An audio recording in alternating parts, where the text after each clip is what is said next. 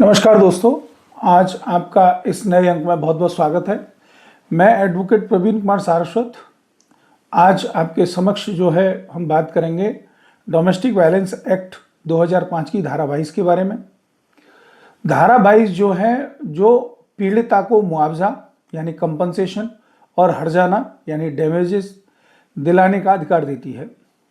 यह धारा केवल संरक्षण नहीं बल्कि न्याय और सम्मान की भरपाई की धारा है।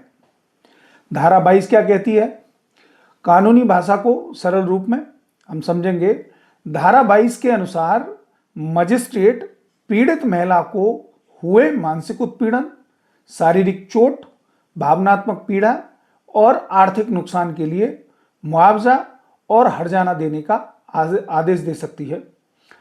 अब यह आदेश अन्य राहतों के अतिरिक्त होता है, जैसे संरक्षण आदेश सेक्शन 18, निवास आदेश सेक्शन 19 और मेंटेनेंस यानी भरण पोषण आदेश सेक्शन 20। मुआवजा किस आधार पर मिलता है?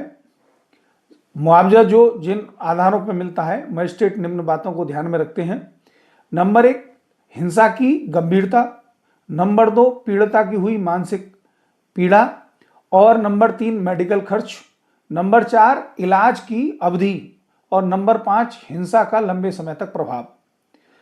अब और नंबर 6, आरोपी की आर्थिक स्थिति, ये भी मायने इसमें रखती है। मुआवजे की कोई फिक्स लिमिट नहीं है। मानसिक उत्पीड़न भी हिंसा है।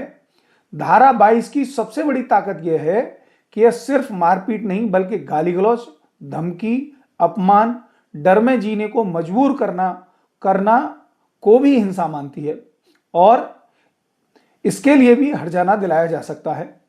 मुआवजा कैसे मांगा जा सकता है?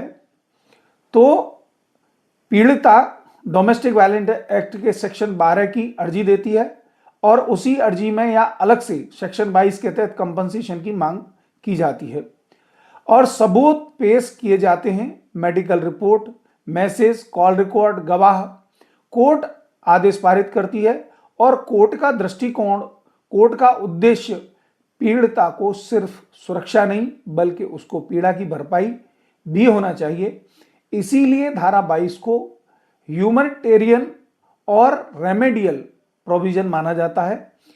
एक सरल उदाहरण से मान लीजिए, पति द्वारा लगातार मानसिक प्रताड़ना, इलाज पर खर्च, काम करने में असमर्थता, तो कोर्ट इलाज का खर्च, मानसिक पीड़ा का हर्जाना दोनों दिला सकती है।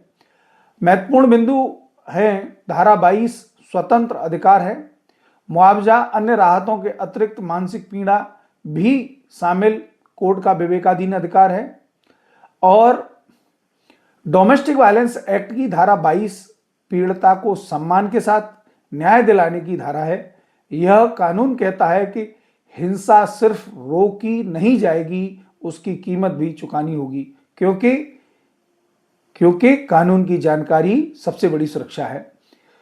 अगर आपको मेरी जानकारी उपयोगी लगी हो तो लाइक करें, चैनल को सब्सक्राइब करें। बहुत बहुत